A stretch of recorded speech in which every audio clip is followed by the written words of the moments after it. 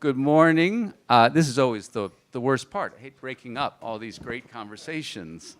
But we wanted to get started to have what promises to be a terrific conversation with Henri Pierre-Jacques, Miami resident.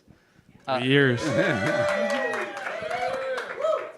3 years running now, I think, thereabout. Supposed to be one. Supposed to be one, still here after 3. So I want to do a couple things. One, my name is Matt Hagman. One is just want to tell you where you are, tell you quickly about Beacon Council and Opportunity Miami. Want to bring up our CEO, Rod Miller, to say a few words. And then we're going to get started with a little conversation. I'm going to throw out some questions, but then going to turn it over to you. So want you all to be thinking about the things on your mind to ask Henri. And then, Henri's a busy guy, so we're 12:30. We'll wrap up. And I know you all have places to run to too, so just want to be super respectful of your time. Before we do anything, I want to say thank you. And that's, of course, to thank our sponsor, Rick Beasley of Career Source South Florida. Thank you very much.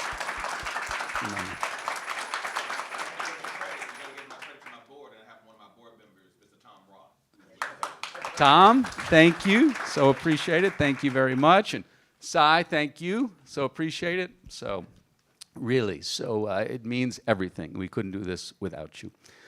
So very quick. So you all are at the Miami-Dade Beacon Council, which is the economic development organization for the Miami metropolitan area. It's been here for about 40 years, trying to help expand our economy, create jobs, build futures.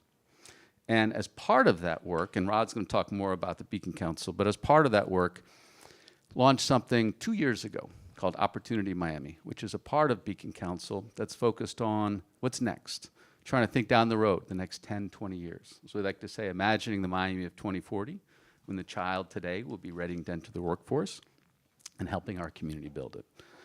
And this conversation is part of that, to try to be really intentional, to sort of pull ourselves out of the here and now, and think about what's that future we would like to build and what can we be doing now to build it. And with Opportunity Miami, we have live events like this. We have a weekly newsletter, which we encourage you all to subscribe to and to read, a podcast, a video series called On Site, where we profile entrepreneurs who are solving problems critical to our future.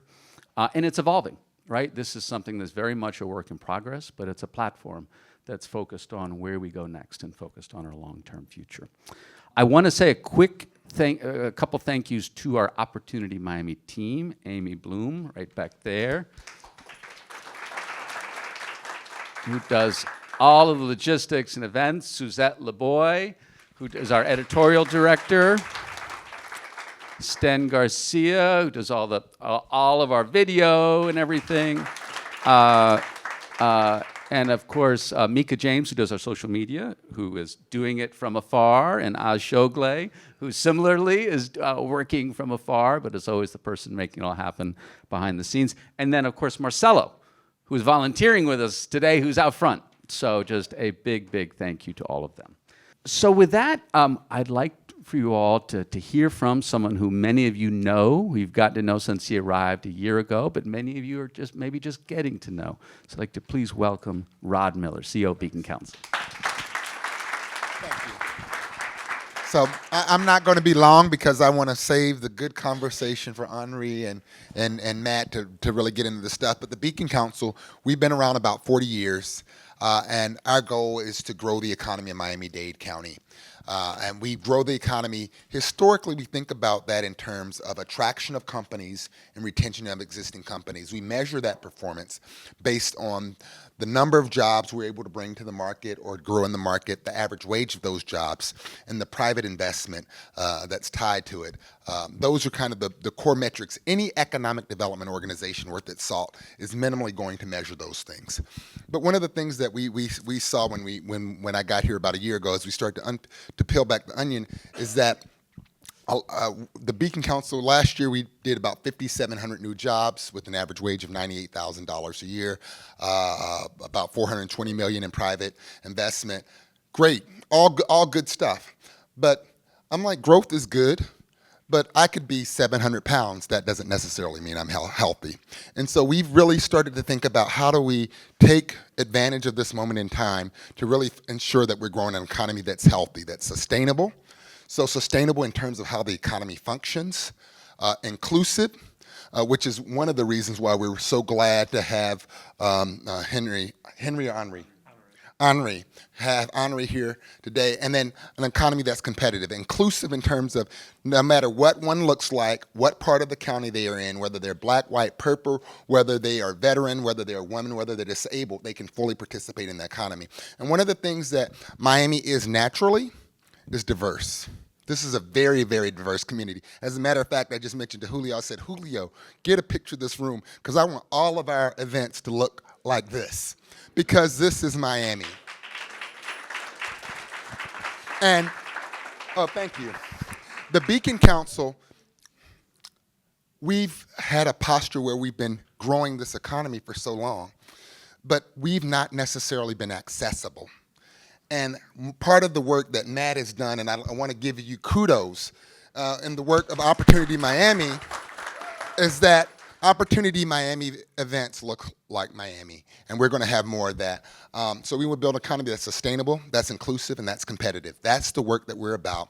If you've not been engaged with us before, we're glad that you're engaged with us now through this, and we invite you to get more involved in our work. And there's lots of other things that we can talk about, but I do not want to take up the floor. So with that, I'll pass it back to Matt. Thanks, Matt. Thank you very much, Ron. All right, so let's jump right in. So Henri Pierre-Jacques grew up in Detroit to Haitian parents. We'll talk about that and whether you've been able to dial into the, we have a big Haitian community here in Miami. I know. But went off to Northwestern, went then to Harvard Business School, worked a little bit on Wall Street, at Bank of America, and we have Vanya Ligari right there. But then you made a decision with Jared Tingle, your co-founder, to launch a venture called Harlem Capital. And you first got started in 2017, and we're going to walk through the whole trajectory. But let's start with the why. What prompted you, coming out of HBS, you could be on Wall Street, working at a big financial firm, making lots and lots of money. What prompted you to launch Harlem Capital, and what's the mission? What's the future you're trying to build with it? Yeah. First, nice kicks. Oh, thank you. So very, Thank you. very Miami things. Miami's all about the shoes. So yeah, thanks for the intro. So we actually started Harlem Capital in 2015 as an angel syndicate. We started the fund in 2018 as a fund, and essentially, so Jared's my co-founder, but there was 6 of us who lived in Harlem. There's a diversity program called MLT, which is Management Leadership for Tomorrow, which is for diverse students in college. And so all of us at MLT, we all went to different colleges across the country, and then we all moved to New York, to Harlem specifically. And Brandon, one of my partners, was my roommate in Harlem. Jared lived 8 blocks away. His roommate worked at Google, and then we had 2 other friends. And so, we'd been in New York at the time for 2.5 years. We'd made some money. And we're like, well, let's just do something, right? We worked in private equity, and I was like, I kind of want to do what I'm doing at work, but for myself. It's nice to make money, but I want to use the skills I'm learning at work and use my extra money to do that. And so we used to say instead of buying bottles, we're buying businesses. That was our joke as a group. And so started as a text thread, December 2015, met in Jared's living room. He still lives there today, 10 years later, same spot we started Harlem Capital. And we said, hey, why don't we each invest $10,000 across 6 of us, $60,000, we'll invest in a couple companies. That was our we'll commit $10,000 each. That ended up turning into $250,000 over 2.5 years because we love what we were doing. We were definitely throwing more money there than we probably should have at that age. We were 25. And then fast forward, Jared and I go to Harvard Business School 2.5 years later. We're roommates. We had worked at a black-owned private equity firm. That's where we started Harlem Capital. And we're recruiting, and after working at a black-owned PE firm, after having our angel syndicate investing $250,000 of our own money into largely people of color, and then going to recruit, we're at Harvard, 99% of the companies we want to work at are white-led. And so I think we started recruiting. The goal was when we went to HBS, we're going to leave and make more money. And then when we started recruiting, something just was off. Like it just was like, how can I go from, and when I was in Bank of America and banking, I was the only black person in a 42-person group. So like I knew what that experience was, like make a lot of money, work on Wall Street, but like also feel very isolated. And so just kind of turned to Jared, who's my roommate, and when we were in the kitchen, I was like, yo, like, I don't want to recruit for these companies anymore. Like we've already deployed most of our life savings into like businesses. It's fun. Like, why don't we just start our own fund? Like kind of not knowing like what that meant and that it would, lead hopefully to us doing this for the rest of our lives. But it was just like that simple question. And then I applied for a fellowship. Harvard has a Rock Fellowship for entrepreneurs. You get $600 a week, which is nothing in New York. But, luckily my fiance at the time was in New York. Jared's wife was in New York, so we didn't have to pay rent. They supported us that summer.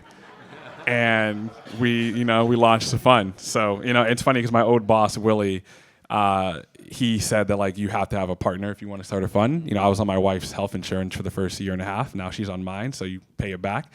But like you need that partner because in the beginning, oftentimes like it's just you're taking that risk. And we also had to have that conversation with our wives too, because it's like, hey, I've already deployed $250,000. I'm going to business school. I'm getting $200,000 more of debt. I'm going to leave business school and then like maybe I'll make $100,000, right? Like you're good with that? Like you want to marry me, right? Like it's, like it's a pretty, like hey, you got Harvard on your resume, but you broke, so it's tough. So luckily, both our wives loved us. So, when I was giving a brief bio of Henri, just so you have some sense of all of his accomplishments as we talk to what comes next in the story. But, Forbes 30 under 30, Inc. 30 under 30, Ebony Power 100, Root 100, Crane's New York Rising Star, Business Insider Rising Star. So obviously a lot of, really great things have happened. Just lots of lists. Lots of lists. It makes some magazines money. Well, good list to be on. If you're going to be on a list, those are some good ones. But talk about sort of this next step, because the next step was raising a $40 million fund. And then, of course, in 2021, the more than $120 million fund that you raised. But talk about the experience of raising that first fund, how you went about doing it. I mean, those early days, Yes, now you are hard. known, is hard. So talk about that whole experience. Yeah, fund one was 18 months. So we launched the fund actually on tax day of 2018, which is a terrible day to launch a fund. And we learned a lot of mistakes, right? Like the first thing we did was we emailed all the people we knew. We kind of did this blast email like, hey, we're like launching this fund. We're going to be in New York this summer. Like, we think you guys are our supporters. And we did it on tax day and nobody responded. So that the first lesson was like, when you're going to ask for people's money, you have to do a one-on-one. And so then like an email you sent? Yeah, we just did an email. We're like, yo, like we're gonna tell people we're going to New York, like, and we want your money, and like we're at Harvard, right? You want to give us your money, and nobody responded. So that was the first lesson, and so we changed the strategy, went one-on-one. So we launched June of 2018, closed the fund November of 19, so it was 18 months, right? We launched it between our first and second year of school, so instead of getting a summer internship, we did fundraising. So that summer, like we actually thought it was a great summer. We met a bunch of people. We ended the summer with $3 million, and we're like, wow, this is like a great summer. We met a ton of billionaires, met a lot of incredible people, and we get back to campus, and we're like, we raised $3 million, and the way funds work is 2 and 20, so you get 2% of your capital a year. So we were getting $60,000 a year, and me and Jared were like, absolutely not. Like, there's no way we're doing this, right? So we actually got back to school and we started recruiting because we were like, hey, we had a great summer, it was fun, we met people, but like, end of the day, people gave us $3 million. And we're not going to graduate Harvard Business School and split $60,000. Like, this is not going to happen. So we actually started recruiting in the fall when we got back. And then, now it's kind of known, one of the founders of KKR called us like end of September and was like, hey, I want to give you guys $1 million. And that really, and we tell them like they really changed the trajectory for us because like we went from 3 million to 4 million, which is 60,000 to 80,000, so not significant. But like it was like if one of the founders of private equity was to give us $1 million, like we've got to just go for it. And so at that point, we actually stopped recruiting. And we said, all right, we're all in. Had the conversation with our wives, like, hey, we're at 4 million, but like he's giving us $1 million, like we got to go for it. And, luckily it worked out. But like that point that was one, they were always like what our old partner called elevator moments. Like that was an elevator moment where we skipped a couple floors. He also allowed us to put his face in the deck. He did references for us. And so that just goes a long way. right? And so that was really an elevator moment. The next elevator moment was getting TPG to be our anchor investor. So that person's $1 million, his wife, was friends with the CHRO at TPG. And we had actually did a partnership with KKR for our intern program. So we have a pretty big intern program. And KKR basically wanted access to our interns before any other firm on Wall Street. So we did a negotiation with them, and we were meeting with TPG to get them to be the next fund to do what KKR did for our interns. And that conversation turned into actually, like, we're kind of interested, like, in what you guys are doing with the fund. You've only raised $5 million at the time. Like, you guys, like, are looking for an anchor. And so then TPG, fast forward 5 months later, 45 meetings. We flew to San Francisco every month, and they led the fund and kind of anchored the fund, right? So that was like the next inflection point, because not only did they anchor the fund, they like pushed media. They were in Wall Street Journal. John Winklery, the CEO of TPG, did an interview on CNBC talking about our partnership. And so, like, there's a difference between, like, $1 million for a billionaire is nothing. There's a difference between that and the person saying, hey, you can put my face in the deck, and you can have people do a 15-minute call with me, and 15 minutes for me is worth $100,000, like, literally, right? There's a difference with TPG saying, hey, I'll give you $5 million. TPG's a $200 billion AUM business. $5 million is a bonus for a partner, versus saying, hey, I'm going to do that. I'm going to go on CNBC interview, and I'm going to put you in a press release, right? So, like, money is valuable, but, like, how the money is portrayed and, like, the signal effect, to some extent, they're risking their brand by, like, tying their brand to us, was much more valuable than the money. And so, like, those were the two key elevator moments that we had, and we ended raising $40 million. But, like, our first close in November, so we've been raising for 6 months, our first close was $2 million. So, like, we had $5 million commitments, but, like, commitments to close is different. People got to sign the legal documents, wire the money, all that takes time. And so, like, our first close was $2 million, our final close was $40 million. So, like, we got, like, that's very rare, but it was a big part because of those inflection moments, like, that happened. And so a lot of luck involved, a lot of hard work. Doing a raise during business school is hard. Like, we only took classes Monday to Wednesday. So, like, we didn't get to choose the classes we wanted, because, like, for us, the priority was we have to be in New York half the week. So we only took classes to Wednesday, and every night at 6 p.m. we were on the Amtrak. We went to New York, and we were in New York Wednesday to Sunday fundraising every single week of second year business school. So no spring breaks, no parties, no trips. Like, all my friends like, oh, you're available for, nope, I'm in New York fundraising every week, doing the same thing. But it was like, you had to go all in. And so that was, like, why we did it. And once we got that $1 million, we were like, we're all in. So we just got to go for it. So awesome. So what, just go a little deeper on what a day was like. So you would be, so Monday through Wednesday, you have class, and then you're arranging meetings in New York, and you're just leveraging your own personal network. Once you start getting checks, then checks start introducing you to checks, right? Billionaires know billionaires. So, TPG knows other firms. And so, like, it just opens the door. So, like, the beginning, when we got the $3 million, that was, like, our network.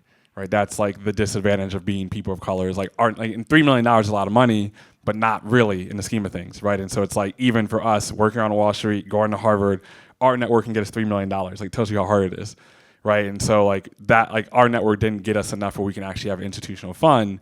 But then, like, within that $3 million, we happened to, like, find. And actually, it's funny enough, and this is another inflection point. This is actually the first inflection point. The way we got that billionaire was, and people know this, I posted it, Megan Hoster, she's a partner at Andreessen. At the time, she was at Stanford Business School, and I was at Harvard Business School. I didn't know who she was. She had a blog called Black Girls in Venture, and she DM'd me on LinkedIn and said, hey, I've got this blog, Black Girls in Venture, I'd love to interview you. And, like, I don't respond to most LinkedIn DMs, but, like, for some reason it stood out, and I was like, okay, like, this sounds interesting. So I did an interview with her. And then a couple of weeks later, she said, hey, like, I interviewed Linnea Roberts, who's George Roberts' wife, the R in KKR. And she said, I interviewed her, and she has this firm called Gingerbread Capital, which invests in women. I think you guys should connect. And so then Megan introduced me to Linnea. Linnea and George were our first $1 million check. Linnea is the one who knew Analu, who is the CHRO of TPG. She introduced us to TPG. TPG was our first $5 million check. TPG then introduced us to $10 more million. Like, so all that came from a LinkedIn DM. Wow. Right, like, just crazy. Check those LinkedIn messages. Yeah. What was the pitch? What were you saying that this is the problem that we want to solve? This is why we're best suited to solve it. What was pitch one? I mean, because by the end of the fundraise, our deck was on V480. So, like, V1 versus V480 was very different. V1 was, hey, we've been angel investing for 2.5 years. We put $250,000 of our own money. We built a brand. We kind of ran the Angel Syndicate like we were a fund. It's like we had a brand, we had a business card, we had a website, and people actually thought we were a fund. We're like, no, it's just our money. But we perceived ourselves as a fund. So to some extent, you got to walk the shoes before you own the shoes. So that was the V1 pitch. Then we realized, up to the 3 million, like, it's interesting, but I think the two biggest questions people had were, are there enough diverse founders for you to be an institutional fund? Right, because at the end of the day, if people were to give you 5 million, like they're giving you 5 because they want to give you 50 in the end. Like it's really about, do I think you're going to be around long enough to deploy a lot of capital? It's not about TBG. Like, okay, I make you 3x on 5 million, I give you $15 million. Like you have $200 billion, 15 million is insignificant, right? So like the question was, are there enough diverse founders for you to sustain an institutional platform? Then the second big question that we had was like, ultimately, why you, right? And really that question was around, none of us had worked in venture capital. None of us have been founders, right? And so like we worked in private equity, PE is very different, late stage, cash flow positive businesses. And so really trying to convince investors like, hey, yes, we haven't worked in venture, yes, we're founders, yes, we're outsiders. Like we think, and this is true for founders as well, there are advantages in some instances where outsiders gives you an advantage, right? There's some industries where outsider doesn't give you an advantage. Like you probably don't want to be in the biotech industry if you don't know anything about healthcare. Right, but like being a software founder or whatever, like you can be an outsider and still succeed. And so we felt like being an outsider for diverse founders, though we, in our view, we were insiders because we were diverse, investing in diverse people, we thought gave us an advantage. And like that was a really hard story to convey. It took us 18 months. So the first like 6 to 12 months, we were conveying it, but like barely. And there was actually one meeting that kind of changed our point. So we were at the Harvard Club in New York, meeting with a very successful Black Harvard alum, and he was like, "Why you?" And we answered the question, and then he said, like, "Why you?" He said it louder, and we answered it again, and then he said, "Why you?" And he like screamed it, and we're like in the Harvard Club library. So like literally like he's like screaming at us, "Why you?" And there's like this table of 3 black men and then like white people all around us. We're like looking around like, we're about to get kicked out because this man keeps screaming, "Why you?" Like, and he just like drilled it into it. And I think it was like that. It almost tucked that where it was like, okay, like we're not answering this question well enough. And I think like, I think he got that and he knew what he had to convey. Like even in this bubble, in this Harvard elite club, like you need to stand out. Like to some extent was what he was saying. He didn't end up investing. But like that moment was important, and Jerry and I afterwards, like we took the train back and we were like, shit, like, excuse my language, like we got to figure out like why you. Like I don't even know before that meeting if we actually knew like really the answer to like that question. Yeah. How did you ultimately answer that? What was the answer you all came up with? I mean, we honestly just started like you get better, which is why we went from V1 to V480. Like you just get better over time. Right, so like to some extent, like there's just a volume game, like similar for founders, similar for VCs. Like raising money is a volume game. Like, and it takes that, that first million, then that first 5 million, and then people, like most investors in every industry, they're followers. Like people are sheep, right? At the end of the day, like we have FOMO and we want to have signals, which is why we like the institutions and the resumes. And once the billionaire investor, the TBG investor, whatever, like then there still might be questions, but you can kind of say, okay, I have some questions, but this person got there. Right? I mean, that's how a lot of these hype cycles, whether it's AI or Web3 or whatever happens, is like a really smart people are investing in things, and you're like, okay, I'll invest too.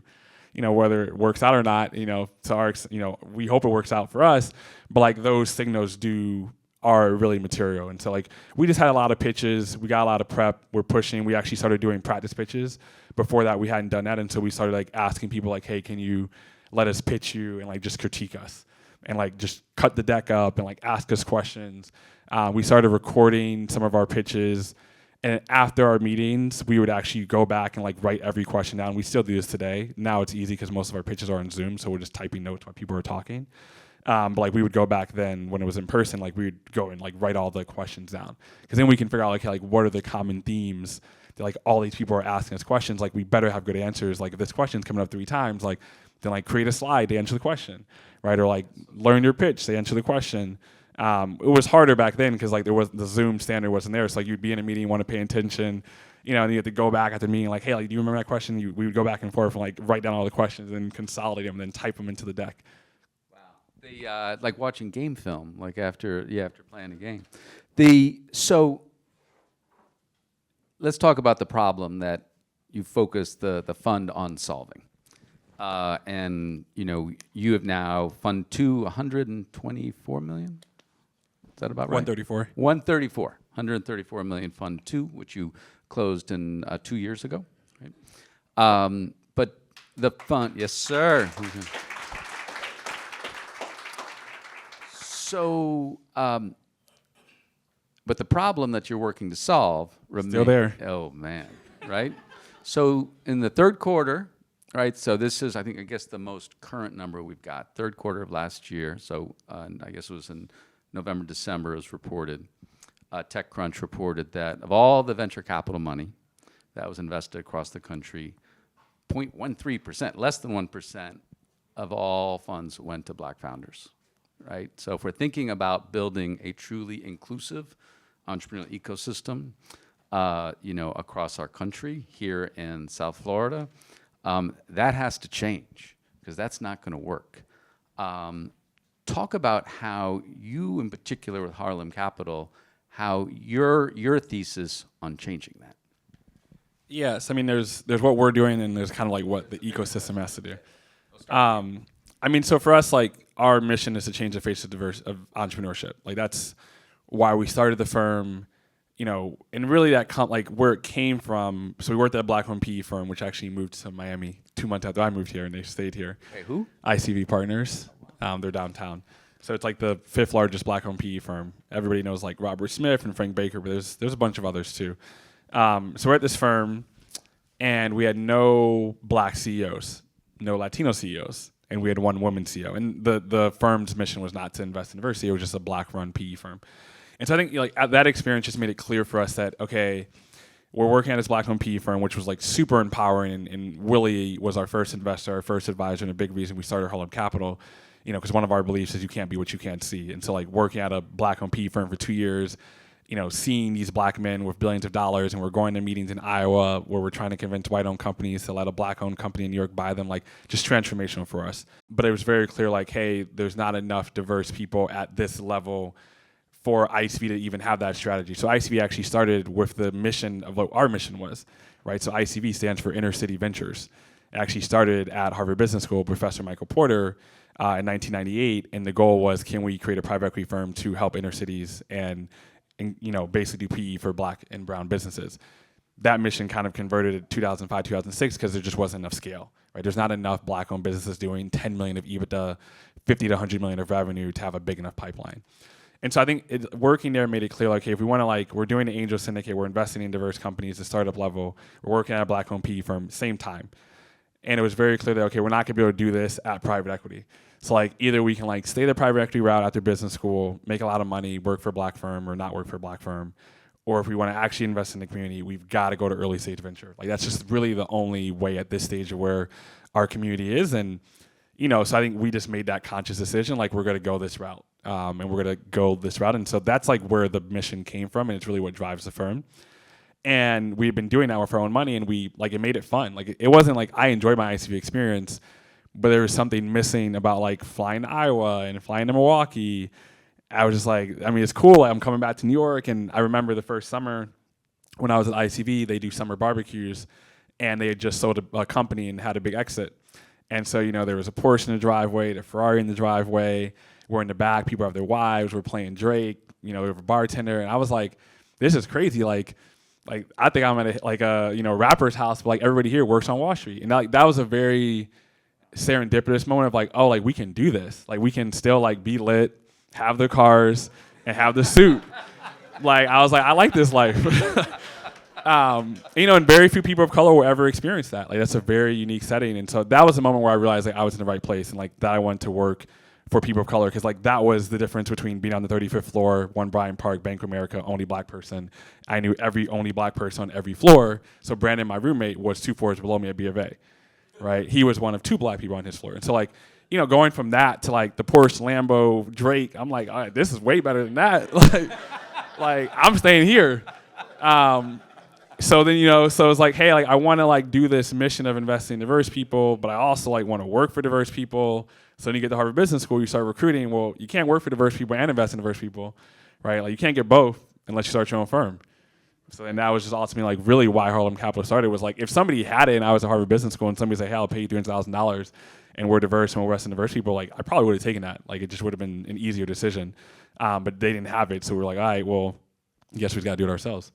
So with Harlem Capital, you're certainly leading the way in this effort. But let's sort of zoom out a little bit and talk about what needs to be done on a national level, even in communities. Let's think about Miami.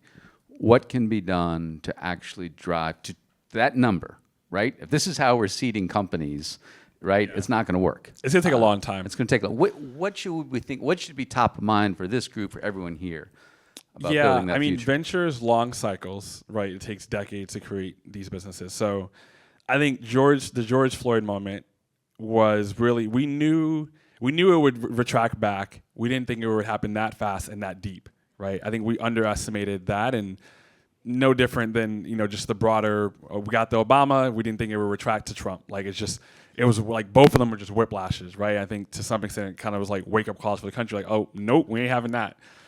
So like we knew it would happen, which is why like one of the questions you had for me was like around the corporations, and all the corporations were offering money, like, and that's why we actually, so for Fund 2, we pulled the raise up 6 months, and so we actually went out to market 12 months after we closed Fund 1, which is like super early, and we basically told our LPs like, hey, we're not going to call the capital on Fund 2 until we need it, but like there's definitely a moment we've got to get this George Floyd money.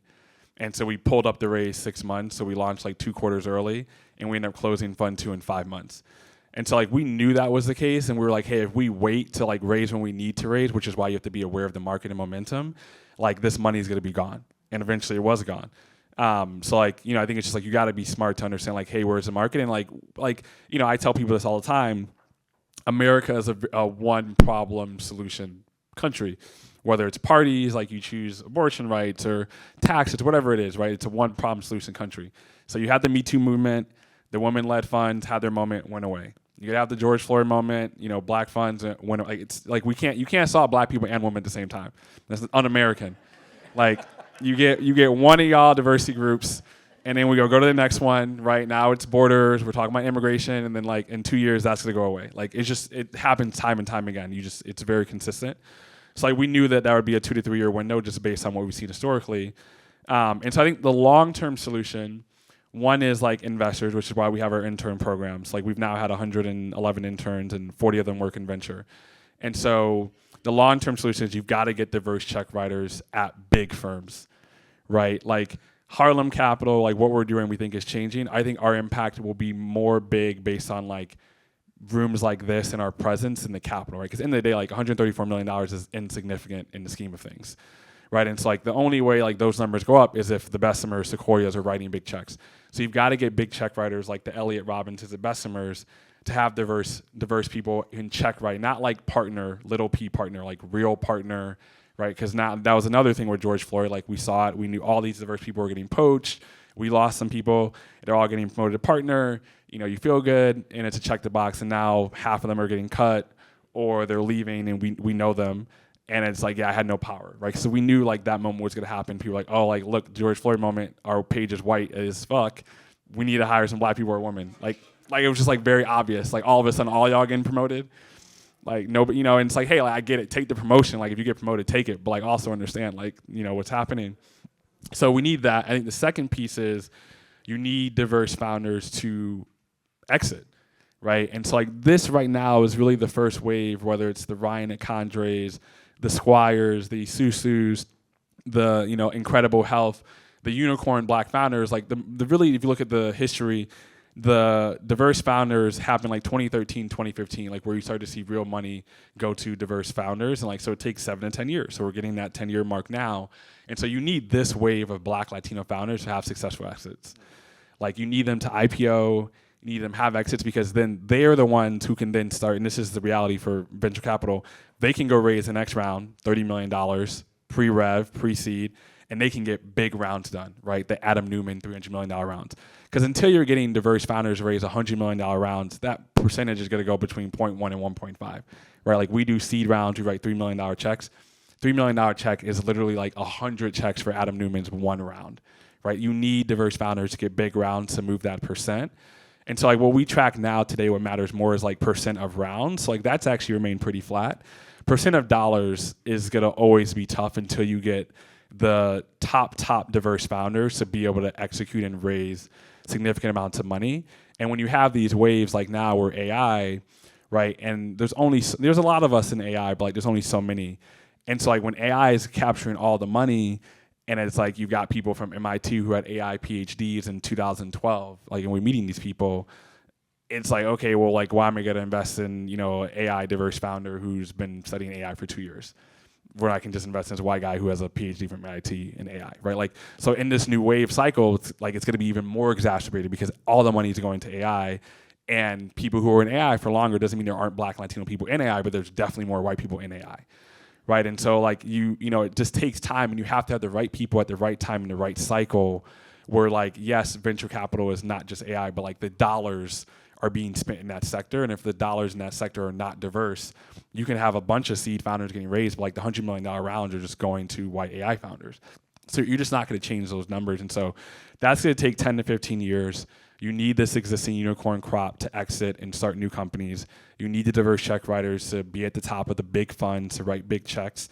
And it doesn't mean there won't be more diverse funds like us, but the reality is like we're the probably top 5 or 6 largest Black venture capital firm. Like there's not that many of us above like $100 million, 645, base 10, et cetera. Like you need the big funds to write the big checks. And so it's a long game. People want to change centuries of oppression in decades.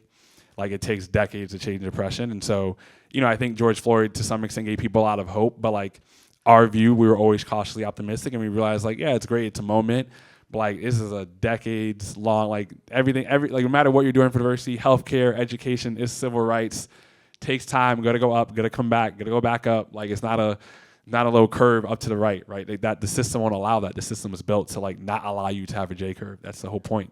Is doing what it's supposed to do. And you have a 20-year outlook, right? I mean, it's at least that's the mission. mission, Right? That's the mission of 20-year. And how many entrepreneurs over the next? The goal is 1,000 diverse founders in 20 years. Like, if we get to 1,000 or not, fine. Like, really, for us, the goal was like we want to set a target. We're at 100 founders now. We want to set a target that's ambitious, right? Like, we want to stretch ourselves. Like, we could have said, hey, we'll invest in 100 diverse founders over 20 years. We knew we would hit that, right? So whether we get to 100 or 1,000, like for us, it's more about like we're asking our founders to like stretch and do these goals. Like let's ask ourselves to do similar goals, like things that kind of seem crazy. Like we would pitch LPs. They're like 1,000 founders in 20 years. That's crazy. We're like, we know, that's the point. Like that's what we're asking our founders to do. Like we want to be crazy too. Like if we don't hit it, fine. If your founder says, hey, I want to do $10 million this year, you do $8 million. You're not gonna be that mad, as long as you grew. So we have a very similar approach. Like that's the mission. That's the goal. It kind of keeps us focused, but. If we get to 1,000 or not, whatever, like for us, it's like, are we creating impact along the way? And like, are we stretching ourselves to do things that, feel impossible when we said this 3 years ago? So I have one more question I'm going to ask, but then we'll turn it over to you, and we've got mics. I think, Amy, you have a mic? Yes, Amy and Suzette has a mic. Okay, great. Talk about what it is, how you decide, how you find the companies, the entrepreneurs, how you the lens by which you decide to invest in them or not, and where you are right now on this journey to invest in 1,000 diverse founders over the next 20 years. Yeah, so we've invested in 62 companies so far, probably like $75-80 million deployed. For us, like diversity is our lens, so we're agnostic, but we definitely have industries that we like more, right? We're definitely more of an enterprise fund today. We're 80-20 enterprise consumer. Fund 1 was 70-30 enterprise consumer. I think more and more people are realizing why consumer is hard in venture. Doesn't mean you can't do it. We still invest in it, just a higher bar. And like sweet spot for us is a $1 to $3 million check, 10 to 15% ownership, pre-seed seed. So like, how do we see deals? So from a sourcing top of funnel perspective, 70% of our deals come inbound, email, LinkedIn, pitch form, 30% are network. Bottom of funnel, it's flipped. 70% of our deals are network, 30% are inbound. Right, and so the reality is like even for a fund like us, which is pretty open, and we actually have a pitch form, we tell people we want, like our best deals come from people who know us because they know exactly what we're looking for. And last year we saw 4,000 deals, we invested in 10. Like it's a very tight funnel, And so you've got to find ways to like cut through the noise, right? And when people are emailing you and DMing you on LinkedIn, like it's just really hard to cut through the noise. So the reality is like no matter who you're reaching out to, like you want to find a way to like get somebody who knows them to introduce you. Doesn't mean you can't, like we have invested. One of our best performing companies was a LinkedIn DM. They did 15 million revenue last year. So like we will do it, but it's just a higher bar. So try to find ways to get people who can reference you, no different than when we're investing, right? Once a billionaire invested, and he introduced us to his friend, very different conversation. No difference for anything in life, right? It may not be fair, but it's just the reality because we're all busy and we have other things to do. In terms of like what, and then like the process. So, call it like we get 100 deals. We'll take calls with 20 of them. Of the 20, we'll do diligence on like 10. Of the 10, maybe like 5 we'll get to a partner meeting. And of the 5, 1 will get invested. It's like typically for us, it's 1%, even less now, it's 0.7. 1% of decks we invest in. So like, it is a hard funnel. And like that's venture, right? Which is why I think in this moment, people are also reflecting on is venture the right path, right? Because I think people conflated startup with venture because startup just became associated with tech, right? And all a startup is really like you're starting a new business. And it doesn't mean the business is tech focused or even if it's tech focused or tech enabled, doesn't mean it's venture focused, right? Venture is a very specific asset class that requires founders to get to 100 million of revenue in a 7 to 10 year period. That is a stressful rat race, hard, and you got to raise capital every 2 years. Like you don't only have to be a good business person, you got to be able to raise capital, right? Which is a very different skill set. Even for us, like investing in companies is very different than raising capital, which is why a lot of good investors can't raise funds because you can have great returns, but like you can't tell your story. You don't know your why. Why? And so like it is a very unique skill set. And so I think we, particularly for a diverse community, and we do this, we try to tell our founders, it's like just make sure you like want to do this, right? Like it's not easy. And yes, you can make a lot of money, but there's also a lot of ways to make money and just make sure like this is right. I think people now are realizing in this bear market, the markets have collapsed. Like, oh, like I don't think I want to do that. Like look at all these tech IPOs that suck. They're down 90%, whether it's Carvana, Coinbase, and you can just list them, Instacart, etc. Like it's a hard game and timing matters a lot, right? And so I think you have to be just aware of that. And like obviously as a venture capital, like I want people to do venture capital companies so I can invest in them. But at the same time, I also want what's best for people and for the companies. And so I try to remove my investor hat, like particularly when I'm talking to people I know, and like, hey, like, do you think this is the right choice? Like, though my bias would be like, do this so I can give you money and I can make money. But in the end, like, that's not worth it because it's a 10-year journey. And so you've got to be comfortable with that decision for a very long time. And I've got to be on your board for a very long time. So like, we better both enjoy that experience. Wow, that's important to remember for the entrepreneurs here, 10 years that you got to. Minimum. All right. I've got a million more questions, but we need to get to your questions. So why don't we go right here? Amy, perfect. Stan, thank you. And I just want to call out Mika James, who's here from Opportunity Miami. Thank you, Mika. All right, so I'll kick things off. My name is Javon Howell with Shop Howell. We help brands launch and scale in e-commerce. And so for you, I was kind of curious because in the space, obviously, there's not a lot of investment happening for minority and women-owned businesses. And so I'm kind of curious now that you're in the hot seat, right, literally, and now you have the fund, what do you see are the challenges that kind of keep underrepresented founders from getting noticed or getting that funding? Do you feel that it really is just them not being, seen or not connecting, or are there other underlying challenges that maybe aren't being met, or maybe the funds are maybe not adjusting themselves to basically hit them where they are? Just kind of curious. Yeah, I mean, you're going to always, well, not always, but for a long time, you're going to have the fund dynamic issue of 86% of venture is white male, right? And then 40% of venture went to Stanford or Harvard undergrad or business school. It's like very echo chamber. And so you're going to have that. You can't control that, right? And so there's going to be bias from the check writers. And until you have more diverse check writers at the top, you're going to have this issue. So that part you can't control. What you can't control is like the companies you start, right? And so to the point, the prior discussion, a lot of minorities, not like it's a bias, start companies that aren't venture backable is the reality, right? And it's largely because of the communities we're in. So like whether it's, I see a number of them and we have to explicitly say this on our website, like CPG or beauty or consumer products or fashion, like, yes, like, and the reality is like for those one-offs, the Allbirds of the world, like it's not a venture backable company, the Casper's, but like if it's going to be venture backed and it's not venture backable, it's going to be a white guy, right? Like, hey, like you're not going to, like a black woman or a white guy is not going to start like, hey, like Sequoia, I'm starting a mattress company, sleeps really well for black people.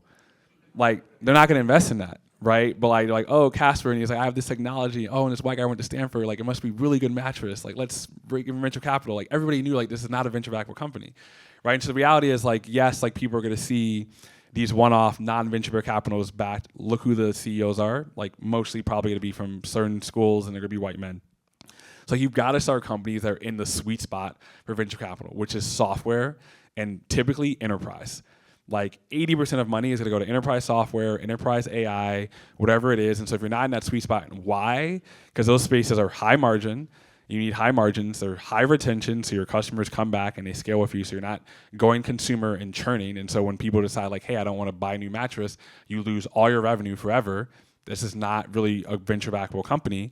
And they're great for IPOs and M&A, right? Like the biggest exits in venture have been consumer, whether it's Facebook, Airbnb, et cetera, but like the biggest volume of dollars have been enterprise and the more consistent, like the more M&A, right? And so like venture capitalists are always gonna be biased towards enterprise software and enterprise AI.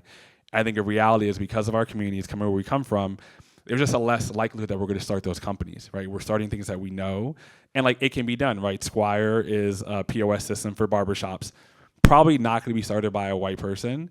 And so like, David and Song, who I know, they lived in Harlem 5 blocks from me, like they were uniquely qualified to start that. And like I've seen other barbershop apps, but it was like barbershop software, and they got it done, right? And they figured it away. It was hard, but they figured it away. So you can do it, but it's just like there's those unique paths. Like still the software component is just really important. I think what we've seen, of the 4,000 deals that we get a year, maybe 1,000 or 750 are like in our sweet spot, bread and butter. And the rest are just like, can it be successful? Yeah, but like, dang, it's gonna be a freaking hard road. Like, it's just gonna be really hard for them to raise capital. It's gonna be perfect timing in the market. Customers gotta love you. Like, it's just hard, right? And so I think that's the biggest thing is like, we can't control who check writers are. There's gonna always be a bias, but we can control starting businesses where I make it easier for you to say yes, right? But the thing is like, you can't start that business, to my point, because you want to raise venture capital. You've got to start a business because you're obsessed with the problem. Because it's a 10-year problem. So, like the issue is like, hey, like people of color, we're looking for funding and we're telling you, hey, you got to do enterprise software. And it's like, yeah, but it's not your passion.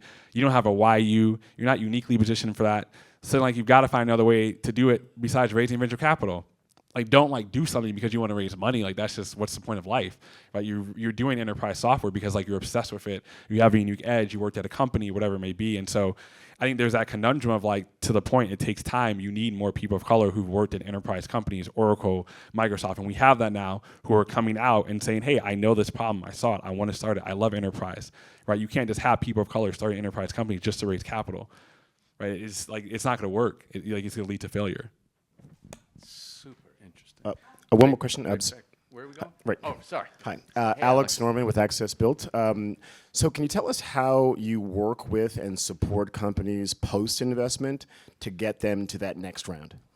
Yeah, I mean, we have like 4 key pillars. So fundraising, finances, marketing, community. So fundraising is number 1. Like, an idea is great, but if you don't have money, it's useless, right? And so like, we've got to close the round. So typically we'll be 50% of the round. So if you're raising $3 million, we'll typically do a $1.5 million check. And then we've got to help you raise the next round, right? Series A for us.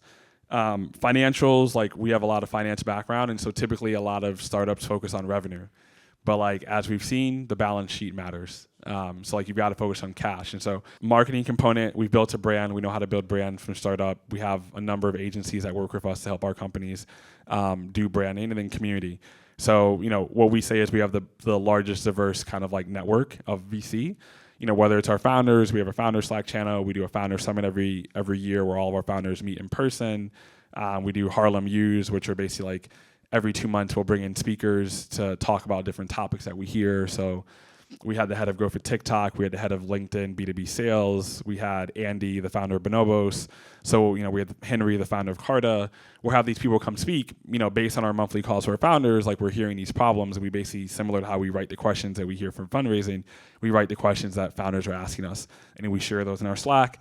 And then our platform person aggregates those questions, and we say, okay, well, like, look at all these all these different companies. I'm on 10 boards and Jared's on 10. I don't know what his companies are saying, right? And so how do you figure out across the portfolio what questions are we hearing consistently? And then we just bring people in to answer those questions that we don't think we're best positioned to answer.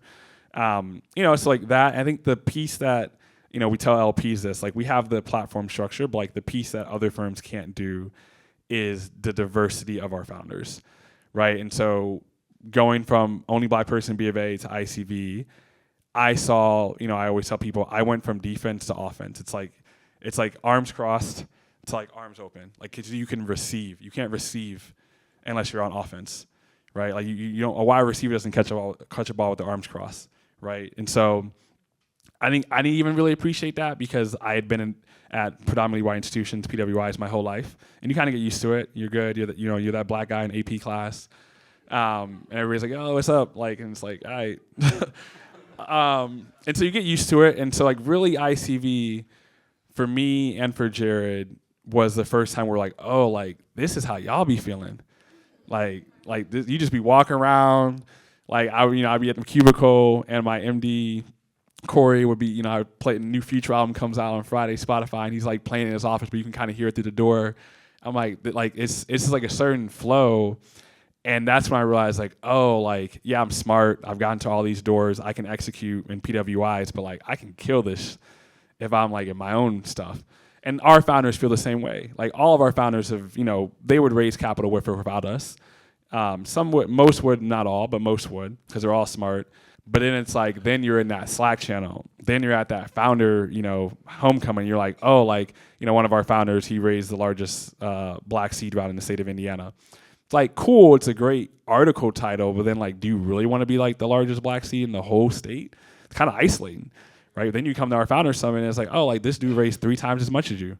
Like, so then it like humbles you. Like it's, you don't want to really be the best person in the room. It doesn't like make you better. And so I think our diverse founders no different than MLT. For me, Jared, and Brandon, our co-founders, like MLT is very similar where it's like, yeah, like you're the best, you're one of the top black people at Northwestern, and then Jared's one of the black top people at Wharton, and then Brandon's one of the black top people at Ohio State, and you bring us together, then it's like, look at what we can do together. That's like MLT is like really what we're trying to do for Harlem Capital. It's like when you can bring diverse people from across the country who are all smart in their own little communities, but then they're in the same room, like you just elevate. Right, and so I think it's like that's the part that you can't tell and that other funds can't have. It's like you may have like a really good black founder, and not every person of color or Latino like wants to be in a diverse room. Like that's not everybody's prerogative. Some people don't identify, right? Like and there's nothing wrong with that. It doesn't mean you're like a Clarence Thomas because you don't want to be around all black people. Like I don't like take shame in that, right? That's fine, but it's like for those who do get like joy from the community. I think for a lot of our founders, they never experienced that, and they're like they tell us that they're like, wow, like I feel like I'm like Superman, right? Because now like you're all the energy. It's kind of funny. I'm doing floating this weekend, and so floating is just a new thing. Instead of getting massages, you basically float in these pods, and they put in like 2,000 pounds of salt. And so the whole theory is that 20 to 30% of your body energy is used against gravity. Right, so when you're standing, like your body, 30% of my energy is just like trying to keep me up. And so the whole belief is like if you're floating, then you have 30% of energy you've never used before to consume on your mind. And the same thing is true for this, right? When I'm in a white environment at B of A, 30% of my energy is used on being black. Right, like do I do the right thing? Is this gonna mess up the next person's seat?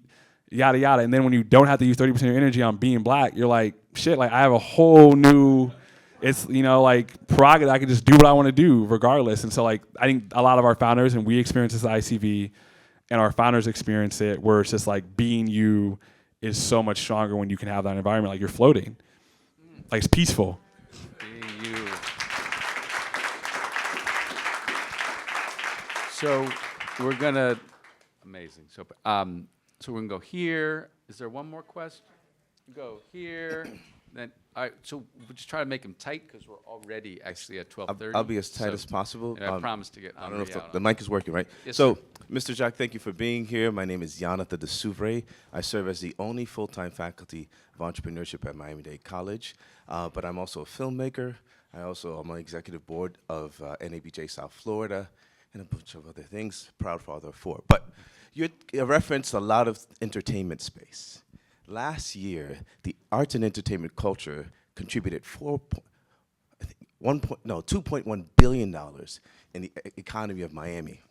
Right, so creating 44,000 full-time jobs, bringing 66 million people here. But to keep it tight, what would determine for you to invest in a arts and entertainment space? Because I shot a film called The Sweetest Girl in the middle of pandemic in 2020 with an all-black cast and an all-black crew, and it was crazy. My wife thought I was crazy, but that film did really well, and we won awards and were critically acclaimed. But again, what would it take for you to invest in an art and cultural space? Yeah, I mean, so from a venture capital, it'd be nearly impossible, just to be frank. Just to the point, it's not enterprise, it's consumer. Media, people tried it, didn't work. BuzzFeed, Vice, Refinery, there's like a media graveyard for venture because media is not, it's not scalable, right? Which is why gross margins matter. And for media, like the only way that you scale is you hire more people, right? Bigger film set, more people, right? Bigger film, more marketing dollars. And so, when we were Angel Syndicate, we invested in Blavity, which is doing very well and profitable, but like not an investment we could make as a fund. It was an investment we can make as an Angel Syndicate, right? Very different in terms of like, okay, make a 5X on that versus like I got to return a $100 million fund. I need to be $1 billion to $3 billion outcome, right? And so like I think you just have to be aware of that. And so it doesn't mean media is not a good business. I think a lot of these businesses, they got into that hype cycle of the Allbird, Casper, Vice, and now they're all suffering for it because they got into the hype cycle. But it's just like, yeah, like these media companies are not venture backable companies, which doesn't mean they're not good companies. It's just like, hey, like the way venture works and the scale that's required. And when you're trying to grow and now it's like you're just throwing money at ads to get more views, and you're already seeing this in all the other Paramount Pluses and Netflix's issues. Like it's a really hard business. Your CAC goes up because it gets more competitive, and there's only so many eyeballs, right? End of the day, like you're just splitting 330 million Americans, and so we're all trying to grow, but like there's a cap on the number of eyeballs. So it's really tough. I just wanted to add that it's not just film, right? The film is based on a book, which has an audio book, which has action. Still tough. I mean, there's somebody will always invest. Like there's always somebody. Like it doesn't matter what it is, shoe company, mattress company, somebody will always invest. The question is like, are there enough people to sustain, right? You get a seed round, cool, A round, then the B, then the C, then IPO. Like you need a lot of people to continue to believe in it. So for me as a seed investor, cool, like I have conviction in you, but I gotta believe like the next A, B, C, D, E, F have conviction in you, because you're not gonna invest in a seed company that IPOs. It's not gonna happen. Like it's very rare. Amazon, the companies that did it, early 2000s, that's when you can do a $30 million IPO. You gotta have 200 million of revenue to do an IPO today, right? So like it's not sustainable. So it's not just about like, do I believe? It's like, do I believe that they believe, right? Like there is some level of conviction in venture. Like you have to have conviction, but like don't be fooled. Like that conviction only goes so far. Like this is a consensus game. Like you need other people to also believe. Fabio.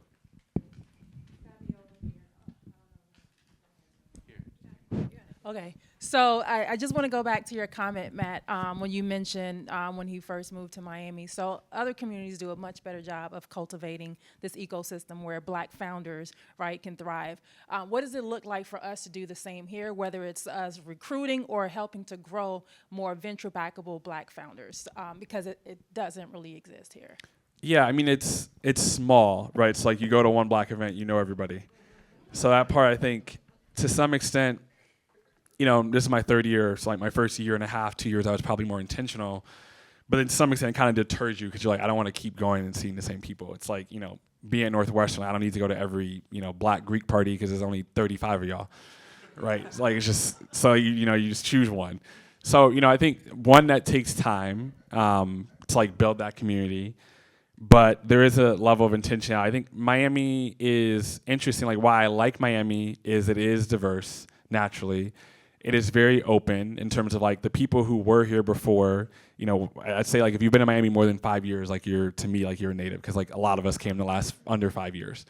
So you've been in Miami more than 5 years, like they like are excited for the new city and they want to like bring people in, right? And then if you've been here like me and you're from New York or SF or whatever in the last 5 years, it's kind of like first semester of business school. Like you want to meet people, which is very different from New York, right? New York early 20s is that way because we're all new. But then once you hit 25, 30 in New York, like you've got your group.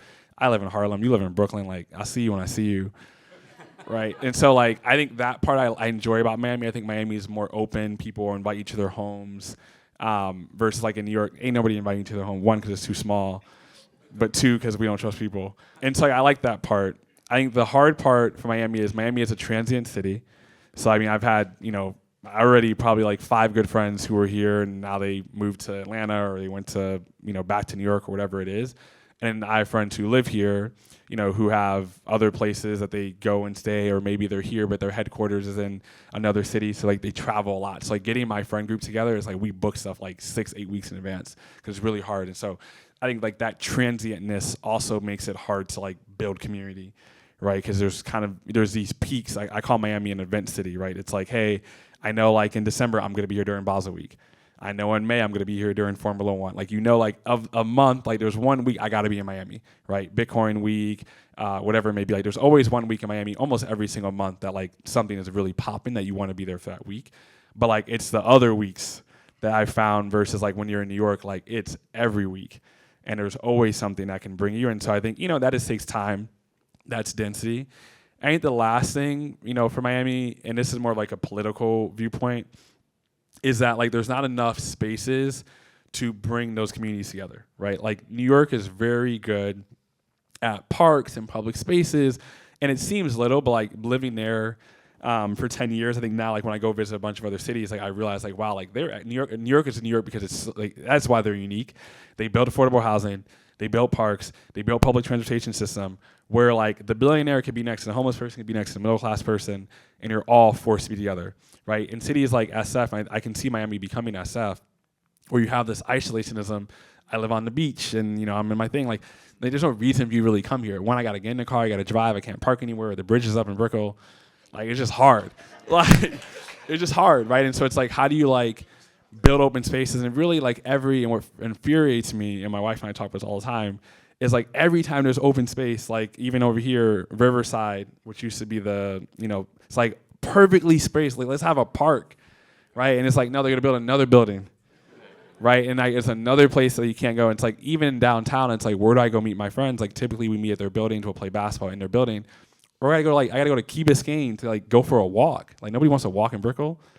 Like it's just so hard to like do things for free with people where it's like, okay, cool, we gotta go to whatever, Wynwood or Komodo. It's like, I don't wanna like have to go spend money to hang out with people, right? So I think you've got like the city has to be intentional about creating public spaces that enable people to meet, because like that was the best part of New York. Is like we would go to Central Park, go to Washington Square, you just hang out and you just watch people and you would just talk. And I think it's so little, but I've seen the difference, which is why me and my wife were big walkers. Like we'll walk around Brickell Key. That's like probably one of the few areas over here we can walk. But like it's like that, like just seeing those people and bringing it and connecting. Like I think it's just really valuable. I think that was a big miss for SF, and it's why SF never got to New York. It's a great city. They raise a lot of venture capital, but like the culture just sucks. And like I think Miami is on a trajectory to be SF, where you're gonna have this like you live in Santa Clara versus SF versus Oakland mentality, and you have this separation versus like in New York, like it really is like a connecting city, and that is the power of economic development. Like that is really, I think, I appreciate the importance of the beacons in economic development until I left New York, and then I went home to Detroit and I moved here, and I was like, oh wow, like. Dang, like that, I get it. That's why y'all pay higher taxes. like, makes sense. Well said. Well said. All right, to close us out, Adriana. Oh, right here? Okay, we'll go Adriana and then Bill. And then we will, because I promised to get you out of here. Yeah. Well, first of all, congratulations. I love the work you're doing, and I wish you all the best. Keep growing the diverse community. I love the pillars, so fundraising, financials, marketing, community. Question is, how do you support your leaders in development, like training and stuff like that, getting the coolest thing? And if you have heard of biomimicry as a lens for innovation that could be applied to your ventures? I have not. So I mean, we'll recommend executive coaches for founders that we think need it. We don't like force it on them. We don't pay for it. Some funds do. We have like a big Google Doc of like who are the top executive coaches that we recommend based on like founders that we've seen, specifically for VC backable founders. It's a very different like lens. So we'll do that. We at our founder summit, we do these like coaching sessions, and so it's kind of like group coaching. So like we'll split the founders up into different circles, and then we'll have like guided sessions where we bring in people to like kind of have them help each other. And so, the executive coaching is like one-on-one. The guided session is basically allowing other people to answer your question for you. So like somebody asks a question, like, hey, this is a problem I'm having, here's the context. And then that person cannot talk until the end. And so all they're doing is listening, and people are giving advice, they're bouncing each other's ideas off. And it's kind of like a way for you to be inside of your mind without you reflecting. Because oftentimes with coach, like you want to like talk back, like, oh, this and that. It's like, no, just sit back, listen, let the other founders who've had similar experiences like share that. And that's actually worked really well. So we're pretty intentional about that. You know, I think some firms have gone as far to do, you know, therapy, et cetera. I think it depends on like the firm's perspective. Like Alexis O'Hannon at 776 does that. We're not at that point yet, but like we do think that like executive coaching and like group coaching is good. And like some founders need it, some founders don't. So like we don't force it, but it is something I think it's important. I did executive coaching last year for the first time. It was definitely helpful. And so we try to push that. And we actually, our whole team does executive coaching too. Like we gave them a learning development stipend. So I think it's important for the team, and it's important for you to push your founders to do it. Like, and there are inflection points when you need to do it, in my opinion. Like for us, going from fund 1 to fund 2, a group of friends to like we doubled our team, you're hiring outside. Like we felt like we had that inflection point. And similar for our founders, there are points where like, okay, like now you're at $2 million of revenue, like you're in a new stage, right? Like you kind of need to level up. So we're mindful of like what are those inflection points versus like some people do executive coaching forever. Like one of my partner, Brandon, he's been doing coaching for 4 years. I'm like, one, I ain't got the money for that. And two, I just think there's like, what are you doing every single week for that long? I do think like you need to kind of like take a step back and then come back into it to like get the best use out of it. At least that's my view personally. Makes sense. Bill, close us out. Thank you. Bill Diggs, I'm the executive director for the Miami-Dade Economic Advocacy Trust. And one of the things our organization does is we provide starter grants up to $10,000 for small businesses. We find a lot of times that some of these businesses get caught in just trying to make a living versus really trying to get to scale. So our biggest challenges often are having people to understand that if you're going to grow a real business, you not only have to think about revenue, but you have to think about run rate and profit and loss statements and those types of things. Miami's always been challenged with that. But I think to Fabiola's question, I wanted to make sure that you all understand this.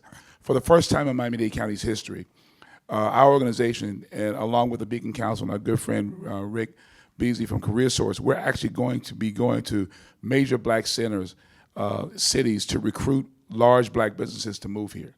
We believe that there's a real incentive around that. Harlem Capital came and you realize that sometimes there's incentives that many black businesses don't know and don't understand. So I want to congratulate you on your growth, but know and you need to understand that we feel what you're talking about in regards to really building an ecosystem around the development of black businesses. And so our charge going forward, that Rod and I have kind of really cemented our relationship around, is helping large black businesses to locate here with the idea that they'll bring, to a large extent, a higher level of sophistication in regards to what it's going to take in order to build real large and scalable businesses. I just wanted to make sure that you all were aware of that. Yeah, I actually tweeted about this a couple of weeks ago to this point, because everybody in here is not venture backable. Like to the small business point, I found not just people of color, but everybody who I hire it's people of color, like my cook, my tennis coach, etc. And what I found is that they don't value their time. They think too much about revenue. Right, so for my cooking service, I was like, hey, like, it includes groceries. She cooks. I'm like, I don't think you're charging me enough. Like, I literally said this to her. I was like, this is like I would tell my friends, like, oh my God, you ever chef? You're so bougie. And I would tell them the price. They're like, dang, like, I want one too. It's not that expensive. I was like, I know, like, it was a Haitian woman. And, I was like, hey, like, I literally built her a model. I said, hey, like, here's the P&L, here's revenue, costs. I think you're only accounting for the cost of the food, not time in the grocery store, time cooking, time driving for Broward. She would drive from Broward County to drop off the food at my place. And I was like, I don't think you're valuing your time. And so I gave her this model, and I said, hey, like, fill this in, and like, I'll help you reprice for everybody else but me. Right? Like, this is my fee.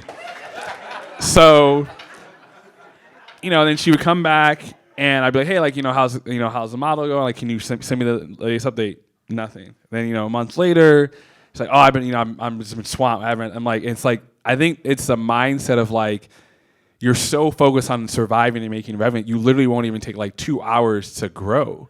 I think it's like, you don't realize you have to take a step back to like take steps forward. And I found this for like multiple small businesses where it's just like, you know, I use a bunch of services because for me, like I'm a big value in outsourcing. I think your time's too valuable to be doing things that you're not great at. I also hate cooking. And so I've just found that for a lot of people. My tennis coach actually, he upcharged me afterwards, so maybe it wasn't the best. But like, you know, I just think like those are things that I've seen, at least for small businesses that I use, is like I can, you know, now I've seen 12,000 companies, like I can pretty quickly figure out your P&L without even knowing your business. And I think a lot of people are just not valuing their time correctly. And I was like, you think you're making $50 an hour, but you're actually really making 21. And, you know, if you go to Amazon, they'll pay you 18, but you're getting benefits. You don't get benefits from me, right? It's like really the 18 is probably worth 25. So she actually works at Amazon now. So she did listen to that part for me. But I think, you know, that's just a big piece I've seen for a lot of small businesses is like they don't have the financial tools. And even when you give them the tools, they don't want to use the time because they're like, oh, but this is the hour I could be cooking. And it's like, yeah, but that hour of cooking is not worth an hour of you just taking the time to evaluate your business. So that was like a really enlightening experience for me because it was the first time I'd taken the time to like build it for somebody who wasn't like one of my companies. And I was like, man, it's like really hard for me like to give you free advice. Like that's kind of crazy. So we'll just end with this. You know, we talked about 2040. You're working to build this future of what 2040 will look like. As we transport ourselves to that day, that year, what do you hope that we'll find and that this future will look like? I mean, hopefully we're close to 1,000 founders. If we do it right, we should be at least at $1 billion AUM for the fund. For the ecosystem, I mean, there should be at least, right now we calculate there's roughly 32 Black Latino unicorns ever. So hopefully by that point, you know, we've at least doubled it to 60. You know, it takes time, 10 years. So it's, you know, 20 years away. So call it 60 to 75 Black Latino unicorns. I do think as much as like, you know, there's kind of two sets. And we had this issue early in Harlem Capital, right? When we started, we have the mission, right? So then we get people reaching out to us who are Black, who like had art projects or they were creating albums or, you know, coffee shops. Like we can't help you, right? It's not what we do. Right, and to some extent, like the community pushed back, and you get canceled in the Black community, it happens and it hits. We're like, you know, like you've got to kind of pick and choose your lane. So I do think we're going to need a lot of groups to continue to do the work like we're doing for the early stage Black community. But we've got to ensure that the people at the top are successful.